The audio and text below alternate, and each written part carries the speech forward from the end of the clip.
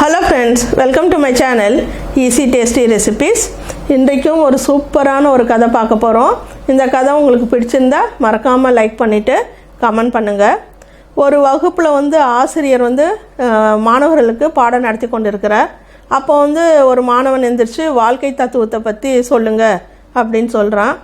உடனே அவர் கொஞ்ச நேரம் இருங்க அப்படினு வெளியில போறாரு. கை நிறைய கொஞ்சம் பேப்பர்ஸ் அந்த கிளாஸ்ல எத்தனை ஸ்டூடண்ட்ஸ் இருக்காங்களோ அத்தனை பேருக்கும் ஒரு பிளெயின் ஷீட் கொண்டு வராரு. இப்போ நான் உங்களுக்கு ஒரு டெஸ்ட் வைக்க போகிறேன் அப்படின்னு சொல்லிட்டு ஒவ்வொரு மாணவனுக்கும் ஒவ்வொரு பேப்பர் கொடுக்குறாரு. மாணவர்களுக்கெல்லாம் ஒரே ஆச்சரியம். அந்த பேப்பரில் ஒரே ஒரு கருப்பு புள்ளி மட்டும்தான் நடுவில் இருந்தது, வேறு எந்த ஒரு கேள்வியுமே இல்லை. உடனே ஆசிரியர்கிட்ட இது என்ன டெஸ்ட்டு, நாங்கள் என்ன செய்யணும் அப்படின்னு கேட்குறாங்க. அவர் சொல்கிறாரு, இப்போ இந்த கருப்பு புள்ளி இருக்குது இல்லையா, இதை பற்றி உங்களுக்கு தெரிஞ்சதெல்லாம் எழுதுங்க அப்படின்றாரு. எல்லாரும் எழுதிட்டு கொடுக்குறாங்க.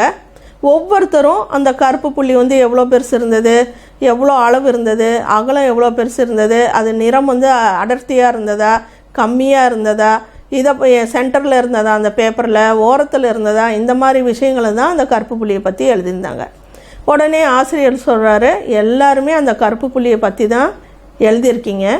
அது சுற்றிலும் எவ்வளோ ஒரு வெண்மையான நிறமுள்ள பாகம் இருந்தது, அதை பற்றி யாருமே எழுதலை. இப்போ வாழ்க்கையில் நம்மளுக்கு நடந்த சோகங்கள், துயரங்கள், நஷ்டங்கள், தோல்விகள் இதை பற்றியே தான் எப்பயும் பேசிக்கிட்டே இருக்கோம். நிறைய நல்ல விஷயங்கள் எல்லாமே வாழ்க்கையில் நடந்திருக்கு. அந்த நல்ல விஷயங்களை பற்றி நம்ம சிந்திக்கிறதே கிடையாது.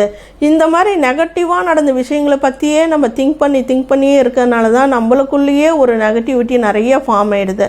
எப்போ நம்ம வாழ்க்கையில் நடந்த நல்ல விஷயங்களையே நீங்கள் அசை போட ஆரம்பிக்கும் போது தான் நீங்களும் ஒரு ஆப்டிமிஸ்டிக் பர்சனாக மாறுவீங்க. நிறைய ஒரு பாசிட்டிவிட்டி உங்களுக்குள்ளே நடக்கும். வாழ்க்கைன்றது இன்பம் துன்பம் ரெண்டும் கலந்தது தான்.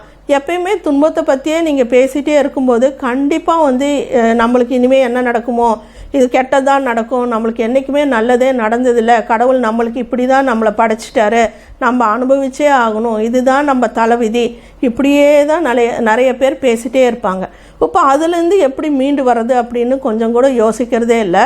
கடந்த கால நிகழ்வுகளில் நிறைய நல்ல விஷயங்களும் நடந்திருக்கும். அந்த நல்ல விஷயங்களை நீங்கள் அசை போட ஆரம்பிக்கும் போது உங்களுக்குள்ளேயே ஒவ்வொரு விஷயத்தையுமே நீங்கள் நல்லதாக நீங்கள் பார்க்க ஆரம்பிப்பீங்க.